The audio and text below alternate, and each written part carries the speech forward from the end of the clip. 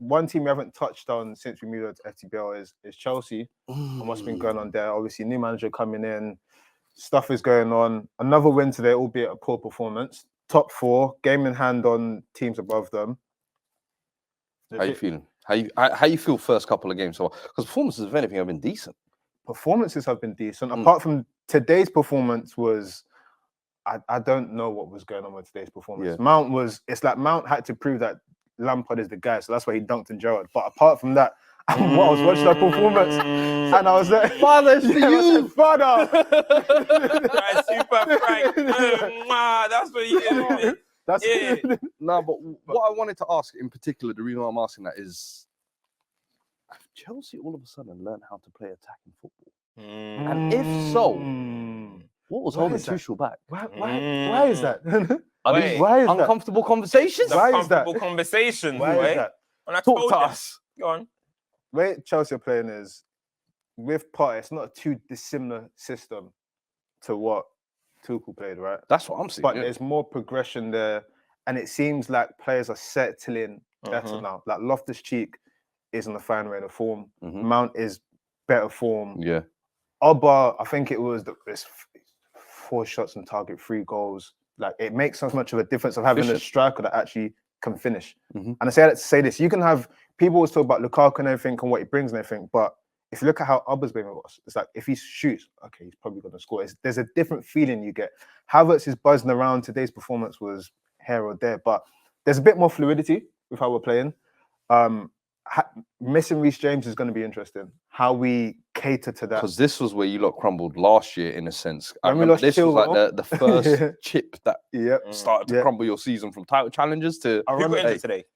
Well, no, Reece James didn't play today. He's injured till after the World Cup, as it seems. But Chilwell and Cucurella, I just don't know what was going on with them two. They were just on some funny business. But 6 wins on the bounce now. 6 wins on the bounce. Hey. Impressive wins in Champions League. Had a few clean sheets in there as well. I think right now we're in a process where you're not too high, you're not too low. You're just moving. Yeah. Being 4th right now, just see how the season goes and then Posting. Background. This is what Chelsea do, man. Chelsea sack a manager and have a great season. It's annoying, but this is what they do, and they're probably going to continue that this season. They're going to have late cup runs, I guarantee. Chelsea they're probably going to get to a final of something. They just do this and truck along until a moment, maybe they might come against United. Who knows? That moment where everybody's watching now, they'll go and get a dub. Who knows? And then everyone's going to start saying, Chelsea are back. I agree with that. Yeah, I think there's now Chelsea, we're seeing improvements in their play. We're seeing players individually looking better. The team looks more cohesive. I think we're just looking for that one game, as you said, to kind of say. For me, it's going to be the Spurs game. You think so? When Spurs? Well, you've got Spurs, and then you've got midweek, and then we got Chelsea. It's Spurs, and then it's the United. So you think it's going to be the United game? Well, that's the game where you have to go and show something, because if you look at how the table is now, United are just behind us, essentially. And also, when you're looking at teams, City shooting for top 4, Arsenal shooting for top 4, Spurs, United, Chelsea, you have to win that mini league. Yeah. So that's the game where it's like, okay, can you go there and impose yourselves and actually show a performance where it's like, wow, okay, they've turned the corner, because similar to how United had, the spell of 4 games and then the City game came and it's like, we're back to square one. That's what happens if you don't perform in that sort of game.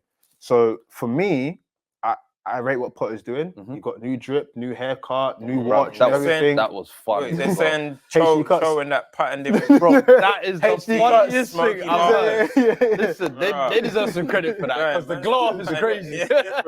But it's the reason why I'm saying, you know what, I like it is because it's a very difficult ask to go from being Brighton manager to managing Chelsea, where you've probably got disgruntled players. The expectation is still the same for this season. You have to compete to the maximum of your capabilities, and you have to go on cup runs. You have to do something. So far, you've got a good foundation to build from, and you can't ask for more than that. Now, the main thing is, how many goals can Aubameyang score? Can Havertz find some decent form? Is Broja going to come in and be the main player? How do we deal with Kante being cropped? Who's going to be the man in midfield? You've been dealing with that for like 10 years. But big games, when it comes to the big games now. Big games, hype. Bro, when we've seen cancer in Champions League, what's happened? Like, Wait. it's going to come to a stage where 2 seasons. the midfielders are going to have to another do something. problem that's going a little bit under the radar. What's that? Raheem Sterling. No, he didn't play. He didn't start today. But for me, I don't think he's. We know he's not. Sterling's not going to be as impactful as he was at Man City. But even now, on the Potter system, I still think he still looks like Tuchel Sterling, if that makes sense. Like, is it a thing where is he ever going to get back to that level? So is he the definition of a system player? With Sterling, I'm just saying. I know everyone's talking about all these other problems. There's one I'm keeping a close eye. But you know what? It's because it's not. It only World Cup round the corner as well. He needs to start turning it on at some becomes- point. We need that 5-6 game spell of shows Raheem's here. It only becomes a problem Raheem the dream. when nothing else is. If the team's in a functional place, you're winning. It's fine. But I get what you're saying. If it goes a couple of games now, nothing's happening.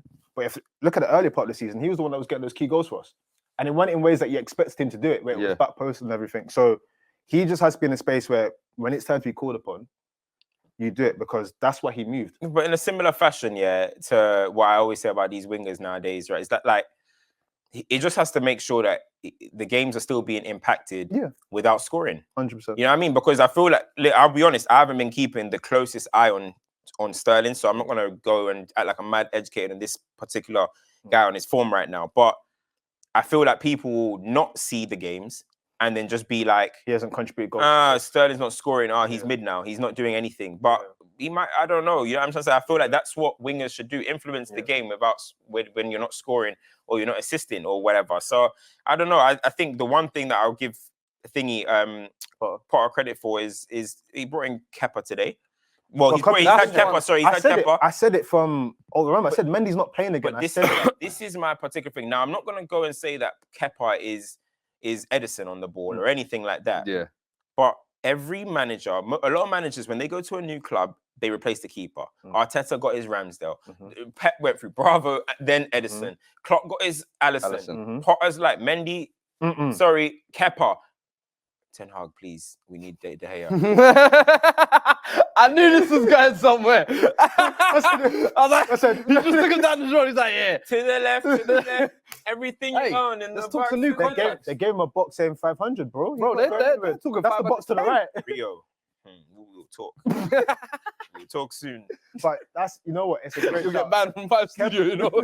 Kepa's performance today was a man possessed. There's one save he did, and he laid on the floor, and it was like the point blank one from Ings. I might be back, you know. Said I washed away them Sarri. Bro. He's been getting punished since them Sarri sins. He's been getting punished since then, bro. Do you think though that he now displaces Mendy full time? Of course, Mendy's I called this. Remember I said before Goalkeeper, I said, Mendy, we're not seeing you again. Because I know what Potter's seen at Brighton and what he wants to play with his football. And I know how he probably viewed Sanchez. Remember, Sanchez was a decent goalkeeper, but those mistakes irritated him. Can you perform without mistakes? Okay, cool, I'm going in. I don't care if you can see a long-range shot. If we press, there's no long-range shots. So we're not seeing Mendy again. Mendy started thinking about Ballon d'Or nominations. Just 12 months ago, the conversation was different. But listen, you know what they say? Football moves quickly. Yeah, that is too quick sometimes though, man. Football moves quickly. It's ever since he said I should have got the Ballon d'Or nomination. He should have. They said, hold that. He should have. The ancestors. Football God said, yo, you know you're just you're lucky to be here. You're making waves for the black goalkeeper community, and now you got Ballon d'Or nomination. All right, cool. You know, it's too far now. Too much. It's too far now.